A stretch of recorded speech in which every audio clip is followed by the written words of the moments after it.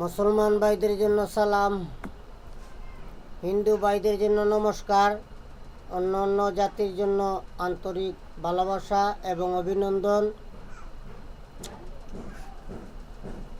আমার দাদাগুরু আব্দুল সাত্তার ওনার চরণে লাখো কোটি ভক্তি সালাম রইল। মা বাবার চরণে লাখো কোটি সালাম। বিশ্বের যত অলি আউলিয়া আছে, গাউস কুতুব আছে, তাদের চরণে ভক্তিপূর্ণ সালাম এবং পাক পাঞ্জাতনের চরণে লাখো কোটি সালাম। দেশে এবং দেশের বাহিরে যারা আছেন তাদের জন্য আন্তরিক ভালোবাসা এবং অভিনন্দন। আজকে আমি দিব মোহিনী একটি লবণ পরা, মোহিনী লবণ পরা ওইটা উন্মুক্ত করে দিব, আপনারা কাজে খাটাইতে পারবেন।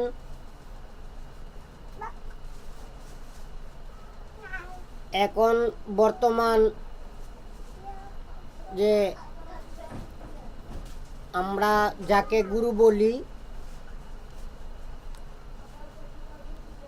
আসলে একজন গুরুর কালচার, একজন গুরুর জ্ঞানহীন কাজ, এগুলা থাকিলে একজন প্রকৃত জ্ঞানী ব্যক্তি যারা, তারা এগুলাকে কেয়ার করে না। আসল হলো, এখন একটি ছেলে আমার কাছে আসলো যে গুরুজি আমি আসছি আপনার কাছে তন্ত্রমন্ত্র শিখব। আসার পরে আমি বুঝলাম না, জানলাম না, কিছু যাচাই করলাম না, তাকে আমি সাধনা দিয়ে দিলাম। কি সাধনা? শিব সাধনা, কালী সাধনা, শ্মশান সাধনা, হাড় জাগ্রত করা সাধনা, মানে সাধনার শেষ নাই। এই জিনিসটা আপনাদের কাছে আমি দিলাম যে এটা কি সঠিক। আসল ব্যাপার হলো, একজন গুরুর কাছে গেলে সর্বপ্রথম একজন শিষ্যকে শিখাইতে হয় কবিরাজির প্রথম স্থান, 16টা বিধান, 16টা নিয়ম, তাকে পঙ্কানো তাকে বুঝাইতে হয়। তারপরে নক্ষত্র, গ্রহ, সেতেরা, আগুন, পানি, হাওয়া এবং মাটি, এই 4টা থর, ওই 4টা থরকে শিক্ষা দিতে হয়। তাহার পরে তাকে কিছু জপ মন্ত্র দিলেন। সে যদি খারাপ হয়ে থাকে, তার চরিত্র যদি খারাপ হয়ে থাকে, ঠিক আছে, সে যদি রাগ হয়ে থাকে, তার মনে যদি অনেক রাগ হয়ে থাকে, সে এগুলা জিনিস জপ করলে তার দেহ এবং মন, 10টা ইন্দ্রিয়, 18 মুকাম, 6 রিপু, এগুলা তার শান্ত হয়ে যাবে। যে গরম সে ছিল সেই গরম সে থাকবে না। এক সাবজেক্ট। যখন 5-6 মাস যাবে, সে কিছু কাজকাম করবে, রুগী আসবে, চেকিং করবে, ট্রিটমেন্ট করবে, চিকিৎসা করবে। তার পরবর্তীতে দেখা যাবে শিষ্যকে ত্রিশূল সাধনা দেয়া হোক, আর শিব সাধনা দেওয়া হোক, আর কালী সাধনা দেওয়া হোক, যেইটাই দেওয়া হোক সেইটা বুঝে তারপরে দিতে হয়। এখন দেখা গেল বর্তমানের গুরু, মনে করেন গেলাম আর আমাকে শিবকে আমার হাতে তুলে দিল, শিব সাধনা আমার হাতে তুলে দিল, ত্রিশূল আমার হাতে তুলে দিল, আমি সেটার যোগ্য কিনা, সেটা আমি রাখতে পারবো কিনা, সেটা আমি সঞ্চয় করতে পারবো কিনা, সেটা আমার দায়িত্ব আমি আনতে পারবো কিনা, সেইটা আমি বুঝলাম না, যাচাই করলাম না, কিন্তু তাকে আমি শিব সাধনা দিয়ে দিলাম। সাধনারই নাম জানিলে হয় না সাধনা। গভীর জলে ডুব দিতে হলে যে জন্য মরণের ভয় রাখে না। জিনুক মিলে শতে শতে লাগে দুদু কেউ খুশ করিতে অমূল্য ধন হাজারেতে একটাতে যায় জানা সাধনারই নাম জানিলে হয় না সাধনা ওরে লম্বা চুলি মুখের কথায় হয় না ফকির আলী খালি পাঞ্জাবি লাগাইলে ইমাম হওয়া যায় না টুপি লাগাইলেই মুসল্লি হওয়া যায় না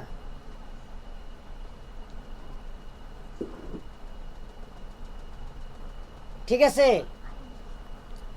এই আকাশ দেওয়ানের একটি গান আছে না যে পীড়িতের বাজার ভালো না বেচা কিনা চলছে হরদম নকল কারখানা আসল মাল বাজারেই উঠে কম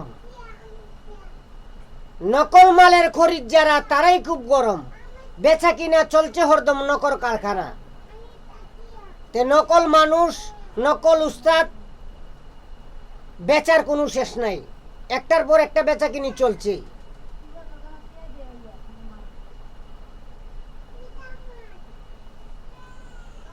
মানে লাইলি মজলু বিদায়ের পালা সিঁড়ি পরহাদের প্রেম গোদামে মাইরাছে তালা লাস্টে কি হয় জানেন 6 মাস 1 বছর 3 মাস ঘুরার পরে দেখা যায় কি যে রেজাল্ট হলো শূন্য কেমন 3 ব্যাগ কল এক রাস্তা দিয়ে যাইতেছে আমরা দেশীয় যে টক বড়ই খাই গুল বড়ই বড়র বিসি পাইছে একজন আরেকজনকে জিগাইতেছে বন্ধু এই বিসিটা কি তা কয় আমি চিনি না এইটা কয় আমিও চিনি না কয় আমরা 3 জন থেকে যে একজনও চিনলাম না আমরা গ্রামের যে মাত বড় আছে বিচার করে চেয়ারম্যানে চিনবো আডো চেয়ারম্যানের কাছে যামু চেয়ারম্যানের কাছে গেলে চেয়ারম্যানে বিচার আচার করে চেয়ারম্যান এই জিনিসটা চিনবো 3 ব্যাগ কল গেছে চেয়ারম্যানের দ্বারা গিয়া কইছে চেয়ারম্যান সাহেব দেখেন চাই আমরা 3 জন থেকে একজনে চিনছি না চেয়ারম্যানে বিসিটা হাতে নিছে নিয়ে আবার দেখছে দেখে আইসা দিয়ে আবার কান্দা দিয়ে আবার আইসা দিছে 3 ব্যাগ কলে কইতাছে যে মেম্বার সাহেব এই বিসির কথা কোন লাগতো না আপনি যে 3টে 30 মাত করলেন এই 30 মাতটা কোন কারণে করলেন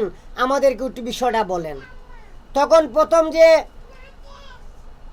হাইসা দিল তখন বলে যে আমি যে প্রথম হাইসা দিলাম তোরা 3টে থেকে যে একটাও চিনলে না এর লেগে হাইসা দিছি ওপরে দিয়ে আবার কান্দা দিছেন কয় আমি না থাকলে তোরা এই বিসিটা লইয়া কার কাছে গেলে না এই কারণে আমি কান্দা দিছি ওপরে দিয়ে আবার হাইসা দিলেন কয় রে বাবারা আসলে আমি নিজেই চিনি না তেহেন বর্তমানের গুরু পরিস্থিতি হয়েছে এইরকম মানে আপনারা সব কিছু বুঝাইব লাস্টে কি হয় জানেন যে রেজাল্ট হয় শূন্য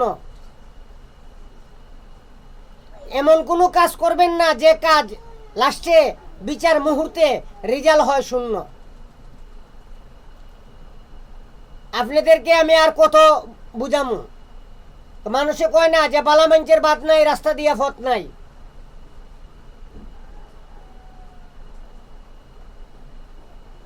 কারণ ইমান আলীর ইমান নাই নাম দিছে ফকিরনি মরা মানুষ হাইটে যাইতে দেখছনি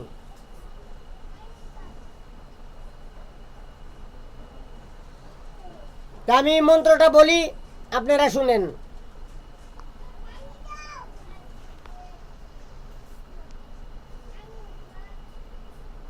মন্ত্রটা শুনেন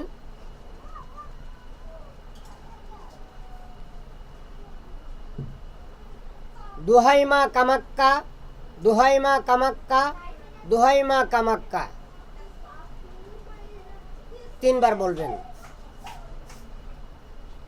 দোহাই মা কামাক্কা দোহাই মা কামাক্কা দোহাই মা কামাক্কা সাগরেতে উৎপত্তি লবণ সেই লবণ আনিলকে ব্রহ্মা বিষ্ণু মহেশ্বরে সেই লবণ দিল গণেশের হাতে সেই লবণ গণেশে দিল গুরুর নামে সেই লবণ আমি পরিয়া দিলাম। সেই লবণ পরা হাতিয়ে খাইলে মাউত লয়, আর গুড়ায় খাইলে বশ হয়, কুত্তা খাইলে বাধ্য হয়, মানুষ খাইলে অমুকের জন্য অমুক পাগল হয়। দুদি মন্ত্র লড়ে চড়ে মা কামাক্কার